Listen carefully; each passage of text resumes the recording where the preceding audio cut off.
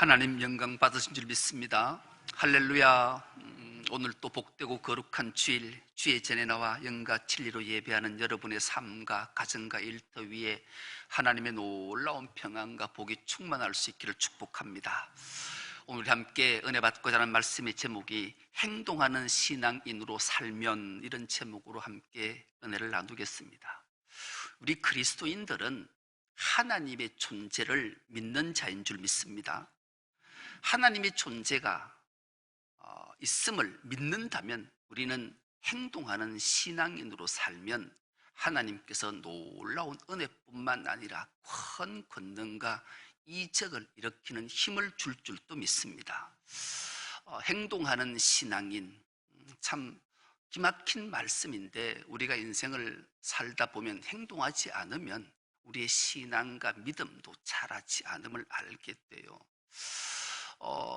숭실대 심리학 교수로 있는 신병철 교수가 리추얼이라는 책을 썼는데요, 이 리추얼이라는 책의 부제목이 우리의 눈을 끌어당겨요. 그 리추얼이라는 제목 바로 위에 보면 이 글자가 써 있어 보이시죠? 일단 움직여라, 마음은 따라온다. 그리고 밑에 글을 보면 생각보다 중요한 행동의 힘, 해보면 하고 싶어진다. 이렇게 글이 부제목이 달려져 있어요. 여러분, 우리는 늘 이런 생각을 하고 살아요. 마음이 몸보다 더 세. 우리가 마음을 먹어야 행동으로 나타나잖아. 이런 생각들을 많이 하고 살아요. 그런데 이 리추얼이라는 책, 신병철 교수의 연구 결과, 이 리추얼이라는 책은 숭실대 신병철 교수만 쓴 것이 아니라 미국의 유럽의 많은 학자들이 리추얼이라는 똑같은 제목으로 책을 되게 많이 썼어요. 그 이유는 우리의 생각 선입견을 바꿔야 된다라는, 행동이 우선된다라는 거죠. 마음 먹고 행동하는 것이 아니라 행동할 때 마음과 생각이 따라온다. 이 역설인 거예요. 성경도 마찬가지. 성경은 늘 세상과 생각이 달라, 역설이라는 거죠. 그렇다면 어떻게 동의가 되는가? 실험을 많이 해봤어요. 예를 들면 그런 거죠. 우리가 새해가 되면 나는 이제 다이어트 할 거야. 그래서 결심을 딱 하는데 하루도 지나지 않아서 맛집을 찾아다니는 자신 모습을 발견한다는 거예요. 그리고 나는 새해가 됐으면 술도 줄이고 담배를 끊어야 돼. 그렇게 마음으로 다짐을 했는데 언젠가 회식 자리에 앉아서 술을 마시고 있는 자기 자신을 보고 발견하고 화들짝 놀란다라는 거죠. 뿐만 아니라 마음을 지배하는 것이 행동이라는 것을 긍정적 습관으로 살아가는 사람들이 참 많다라는 것을 알게 돼요. 예를 들면 이은미라는 가수가 아주 노래를 잘하는 가수가 있어요. 이는 늘 습관적으로 큰 무대에 설 때마다 맨발로 선다라는 거예요. 그럴 때 마음의 평온이 찾아오고 노래가 훨씬 더 잘 된다라는 거죠. 유명한 배우 조여정이는 아침에 일어나자마자 습관적으로 뷰러를 가지고 속눈썹을 이렇게 말아 올린다는 거예요. 그러면 훨씬 자기 모습이 이쁘고 아름다워서 자신감이 생긴다라는 거예요. 금메달을 땄던 수영선수 박태환이는 자기 이름을 부를 때까지 호출해서 출발 사인을 낼 때까지 계속 이어폰을 끼고 노래를 듣는 습관을 가질 때 경기가 훨씬 더 잘 돼서 금메달을 딴다라는 거예요. 사격 선수로 금메달을 땄던 진종호도 끊임없이 사로에 설 때까지 혼자 독백을 쭝얼쭝얼 한다라는, 행동한다라는, 그럴 때 마음의 평온이 찾아오고 마음이 기가 막히게 힘을 얻게 돼서 놀라운 결과를 만들어낸다라는 거예요. 이것이 바로 리추얼이라는 거예요. 그래서 우리는 이것을 성경적으로 우리 신앙으로 훌쩍 가지고 와도 그래요. 우리가 지금 이 자리에 행동해서 이 자리에 앉아 있어요. 이 자리에 앉아서 하나님 앞에 영과 진리로 예배할 때 우리의 믿음과 신앙이 자라는 줄 믿습니다. 여러분, 아무리 마음으로 마음 먹고 생각해도 이 자리에 없으면, 행동하지 않으면 아무 소용이 없는 거예요. 그런데 우리가 행동할 때 신앙과 믿음이 자라게 되는 대표적인 인물이 하나를 소개하면 오늘 본문에 등장하는 모세예요. 모세는 행동으로 신앙과 믿음했더니만 하나님께 놀라운 은혜, 정말로 상상하지 못할 인정과 복을 받은 자가 모세였어요. 모세 일생은 그렇게 호락호락하지 않았어요. 120년의 인생을 살면서 그의 인생은 참으로 고달팠지만 그가 80세에 하나님께 부름을 받고 소명을 받고 행동하는 신앙인으로 살았더니만 오늘 이제 드디어 죽음 앞에 섰을 때 하나님이 모세에게 베풀어 주신 은혜 때문에 그가 얼마나 감격했던지, 여러분 오늘 본문을 집에 가서 찬찬히 묵상하면서 읽으면서 내가 모세가 되어서 한번 본문을 읽어보면 울컥울컥 할 거예요. 전 본문을 읽으면서 진짜 울컥울컥 했어요. 오늘 본문을 하나님이 모세야 너는 노보산 비스가산 꼭대기에 올라가 봐라. 모세가 노보산에 비스가산 산 꼭대기에 올랐어요. 올리니까 모세야 쭉 한번 봐라. 오른편에 여리고 성읍이 보이지. 단에서 소알까지야. 여기는 벳부올이야. 하나님이 보이시고 내게 보이시더니 하나님이 모세에게 느보산에 올라서 가나안 땅을 이렇게 보여주시는 거예요. 이 모습을 보면서 모세가 얼마나 감격했을까. 보이시고 내 눈으로 다 보게 하셨는데 사진을 한 장씩 툭툭 띄워달라고 1부에도 부탁을 했고 2부에도 부탁을 하고 또 부탁을 하고 또 부탁을 하는데도 이 모세, 우리가 그 성지순례를 가서 느보산에서 올라서 이렇게 가나안 땅을 보게 되면 저 자리에서 쭉 모세가 봐요. 그럴 때 하나님의 음성을 들었던 이 모세가 얼마나 감격을 했을까를 생각해 보면 참으로 하나님의 은혜가 얼마나 컸던가. 그의 120년의 삶이 얼마나 고통과 아픔과 질고와 어려움이 참 많았음에도 불구하고 내 120년의 삶은 하나님의 은혜가 이렇게 컸구나. 나 같은 자를 하나님이 세우셔서 200만이 넘는 생명을 구원케 하셨구나 라고 생각하면서 모세가 섰을 생각을 하면 얼마나 놀라운지요. 오늘 우리의 삶도 모세와 무관치 않아요. 우리가 행동하는 신앙인으로 살면 하나님은 우리를 하나님 품에 부르실 때 우리의 이름 하나하나를 부르시며 성하나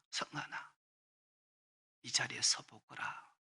이 지나온 여정, 저 너 여정들을 내가 보여주는 것은 이 길이 내 조상 아브라함이 나의 부름을 받고 가나안 땅으로 들어가면서 하나하나 걸어갔던 그 지형이야. 이걸 말씀해 주시는 거예요. 그러니 모세가 그 앞에 서서 길랏 온 땅, 납달리, 에브라임, 므낫세, 스헤, 네겝, 종려나무 성읍 여리고, 소할 평지, 이거 다 보여주시면서 그 하나하나 여정이 이 조상 아브라함이 걸어갔던 길이란다.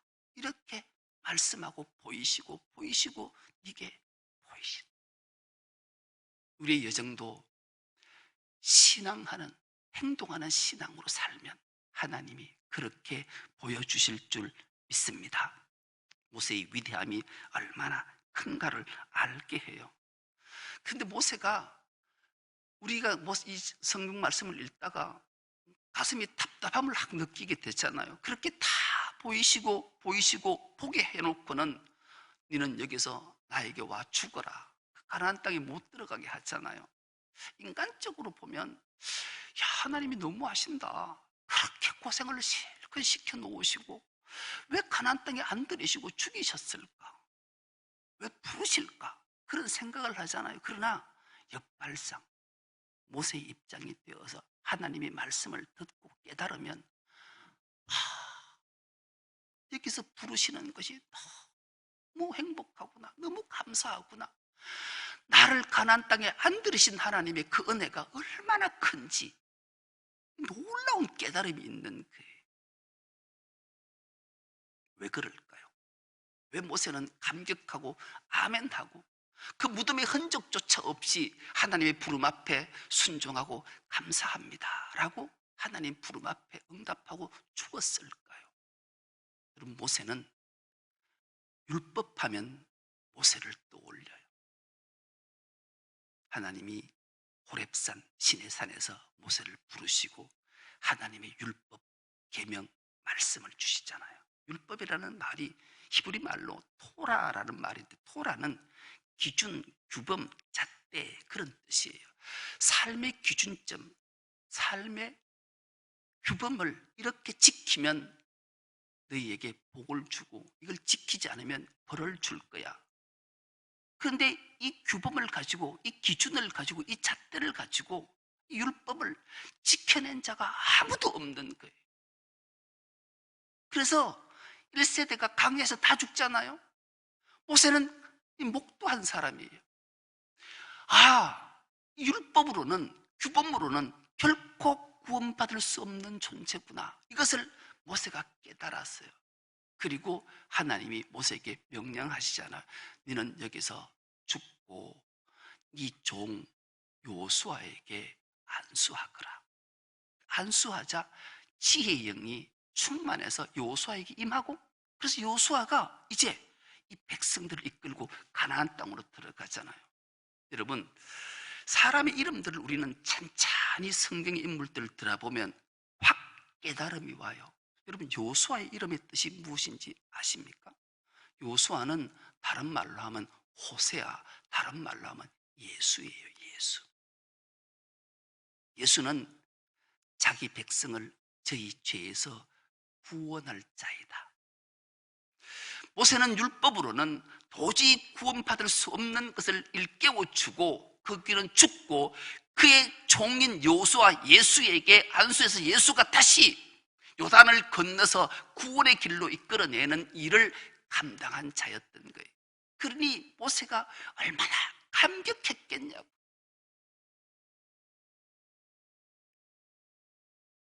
모세는 그가 죽을 때 나이 120세였는데 그의 눈이 흐리지 아니했다. 이 말은 육적으로 해석을 하면, 아니 눈이 너무 초롱초롱해서 글자도 잘 보이고 작은 글자도 보이고 백내장, 녹내장도 없는 그런 120세 노안이도 않았던 그런 사람. 여러분, 성경은 그런 걸 말하는 게 아니에요.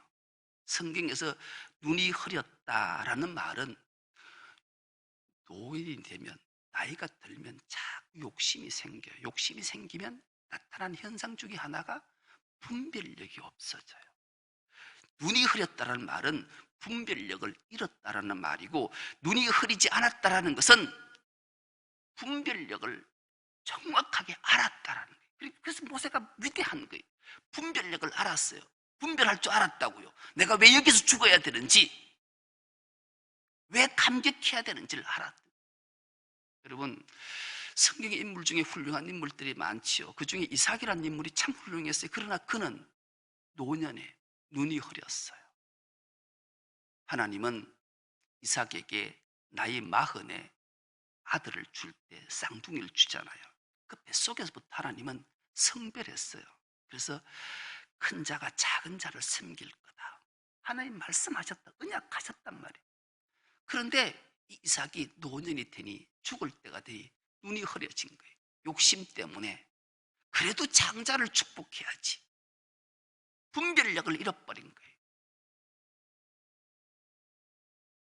그러나 야곱은 험악한 세월을 살았지만 야복강에서 하나님 만난 이후에 그의 눈은 흐리지 않았어요. 분별력이 정확했어요. 창세기 48장에 가면 이제 야곱이 죽을 때가 가까운 것을 아들 요셉이 알았어요. 요셉이 알아서 자기의 두 아들 에브라임과 므낫세를 데리고 오잖아요. 아버지, 손주예요. 축복해 주세요. 그러자 야곱이 손을 어긋맞아서 므낫세와 에브라임에게 축복하잖아요. 요셉이 깜짝 놀랐어요. 아버지! 손이 잘못 얹어졌어요. 장자가 왼쪽이에요. 오른쪽에 장자예요. 근데 손을 어긋맞으면 안 되잖아요. 그러니까 야곱이 기막힌 말을 해요. 나도 안다. 야곱은 분별력이 있었다. 하나님께서 말씀하신 대로 행동하는 신앙이 무엇인지를 정확하게 알았기에 야곱은 에브라임과 므낫세에게 어긋맞겨 축복하는 하나님의 뜻을 알았던 거죠. 모세는 이렇게 정확한 분별력을 알아서 하나님 앞에 감사함으로 그 일들을 잘 감당해서 후대의 가장 위대한 인물로 우리에게 기억되는 인물인 거죠. 그는 눈이 흐리지 않고 기력이 쇠하지 않아도 정확한 하나님의 부르심 앞에 순종하고 행동으로 신앙했더니만 하나님은 그에게 기막힌 은혜를 주시잖아요. 예수께서 공생애를 시작하시고 변화산에 올랐을 때 모세는 가나안 땅에 들어가 있었잖아요. 변화산에서 예수님과 대화를 나누어요. 얼마나 큰 은혜고 얼마나 큰 감격이었겠냐고. 모세가 그때 예수와 변화산에서 대화를 나눌 때 지난날 그 노보산 비스가산 꼭대기에서 하나님이 이 땅을 보여주시면서 너는 이제 내게로 오라 했을 때 맞습니다 주님 감사합니다. 여기까지 나를 인도하신 하나님 그 은혜에 감사하며 부름 앞에 행동하겠습니다 했더니만 하나님이 그 모세를 그 가나안 땅에 들이시고 성자 예수님, 성자 하나님을 만나게 하시는 큰 은총을 베풀었음을 우리에게 알게 하는 거죠. 여러분 오늘날 또 우리가 행동하는 신앙으로 살면 얼마나 큰 위대한 일들을 하게 되는지를 우리에게 일깨워줘요. 그리고 또 하나 하나님 모세를 얼마나 극찬을 하는지 이건 뭐 전무후무한 말씀을 성경을 통해서 하나님 모세에게 하시잖아요. 그 말씀은 오늘 본문 9절과 10절 말씀인데요. 9절과 10절 말씀을 우리가 한 목소리로 한번 합독해 보겠습니다. 시작. 모세가 눈의 아들 여호수아에게 안수하였으므로 그에게 지혜의 영이 충만하니 이스라엘 자손이 여호와께서 모세에게 명령하신 대로 여호수아의 말을 순종하였더라. 그 후에는 이스라엘에 모세와 같은 선지자가 일어나지 못하였나니 모세는 여호와께서 대면하여 아시던 자요. 아멘. 여러분 기막혀. 영적으로 해석하면 모세가 여호수아 자기 백성을 제외를 구원할 자에게 안수하니까 그가 지혜의 영이 가득하고 모든 백성이 그의 말에 순종하게 할 뿐만 아니라 하나님이 모세 이후에 이만한 선지자를 이 땅에 내보내지 않겠다. 여러분 지금 유대인들은 예수를 선지 중 하나로 하잖아요. 그 유명한 선지자 예레미야부터 시작해서 뭐 이사야 엄청난 선지자도 모세만한 자가 아니었다라는 거예요. 뿐만 아니라 하나님이 모세를 향해 모세는 하나님과 대면해서 알던 자라 늘 마주 앉아서 서로 얘기를 주고받았다라는 거예요. 여러분 안다라는 말이 히브리 말로 야다인데요. 이 친밀한 관계를 말하는 거예요. 친밀한 관계가 어느 정도 관계인가? 부모와 자식 관계를 뛰어넘어선 거예요. 여러분 우리가 부모와 자식 관계에 뭐 말 못할 게 거의 없잖아요. 그런데 정말로 부모와 자식이 하지 못할 말이 있어요. 그때 누구에게 하는가 하면 친구에게 하는 거예요. 정말로 친한 친구, 부모 팔아 친구 산다는 말이 있을 정도로 부모에게 참 하지 못하는 말을 친구에 하는 경우가 있잖아요. 그런 사이였다라. 근데 그거 뛰어넘었어요. 친구와의 관계에도 정말로 하지 못할 말이 있잖아요. 그 누구에게 해요? 예, 아내에게, 남편에게 하는 거예요. 부부의 관계처럼 모세와 그렇게 알던 친밀한 사이였더라. 모세가 얼마나 감격했을까요? 하나님이 자기를 이렇게 대면해서 말씀하시고 이런 친밀한 관계로 알게 하던 자로 인정해 주셨으니 얼마나 감격했을까요? 그러니 모세가 행동하는 신앙으로 살았더니만 하나님이 그에게 이만큼 큰 은혜와 복을 주셨음을 우리에게 일깨워 주시는 말씀이에요. 그래서 모세는 믿음이 자라고 하나님의 영광을 다 드러낸 자가 되었던 거죠. 여러분, 행동하는 게 얼마나 귀한 일인지를 우리에게 깨달아요. 오늘날 같이 그리스도인들이 세상으로부터 조롱을 당하는 시대가 어디 있겠냐고. 그 이유가 뭐겠어요? 우리가 행동하지 않기 때문에. 믿음으로 구원받았으면 됐지. 그런데 여러분, 우리가 속으면 안 돼요. 자기 자신에게도 속으면 안 돼요. 여러분, 믿음이 있노라 하고 행동하지 않으면 그 믿음은 죽은 믿음이다. 거짓 믿음이다. 그렇게 성경이 우리에게 말씀하시잖아요. 하나님을 믿고 구원받은 자가 어떻게 행동하지 않겠냐고 해요. 더 나아가 우리가 행동하면 우리 믿음과 신앙이 자란다니까요. 그리스도의 장성한 분량까지. 그래서 우리는 먼저 행동해야 돼요. 그리스도인들은 뭐 존경하는 것 두말할 것도 없이 세상 사람도 존경하는 인물들이 있어요. 예를 들면 한경진 목사님 같은 경우 우리 그리스도인들이 다 존경하죠. 그런데 세상 사람도 그를 존경해요. 왜요? 그가 행동하는 신앙인이었기 때문에 그래요. 그가 행동하는 신앙인으로 살고 돌아가시고 난 이후에 그의 유품들을 정리하는데 그 유품이 얼마 없었어요. 성리 가운, 목사 가운이 있었고요. 그리고 그분이 성경책을 늘 보려고 돋보기를 가지고 눈이 어두워서 안 보이니까 하고 걸음걸이를 못하니까 지팡이 짚고 다녔던 거 하고요. 그리고 그가 겨울에 추웠던 썼던 털모자 하나 하고요. 그리고 그가 마지막 다 떨어졌던 이제 신발 같은 거, 저게 그분의 유품이었어요. 유품. 그러니 그분이 돌아가시고 남은데 그 유품들을 보고 얼마나 많은 사람들이 그를 존경한, 그가 행동하는 말로 하는 신앙이 아니어서 행동하는 신앙으로 살았기 때문에 그리스도인이든 비그리스도인이든 간에 그를 존경했던 거예요. 캐톨릭의 김수환 추경을 기억하십니까? 그분도 행동하는 신앙인으로 살아서 그가 존경을 받았던 거예요. 그도 일생을 다 마치고 그의 유품을 정리해 보니까 그 유품도 똑같이 저 성리, 그리고 원어 성경들, 원어로 된 성경을 연구하기 위해, 그리고 뭐 적삼 같은 거, 그리고 그분이 남겼던 것 중에 가장 우리에게 마음을 따뜻하게 하는 것 중에 하나는 그분이 장기 기증 같은 걸 다 했어요. 장기 기증. 육신도 다 줬어요. 그리고 그게 앞에 마지막 남겨놓았던 글귀 하나가 주님은 나의 목자, 아쉬울 것 없노라. 이것 때문에 그리스도인이든 비그리스도인들이 그를 존경할 수밖에 없어요. 왜요? 그가 행동하는 신앙인이었기 때문에 그런.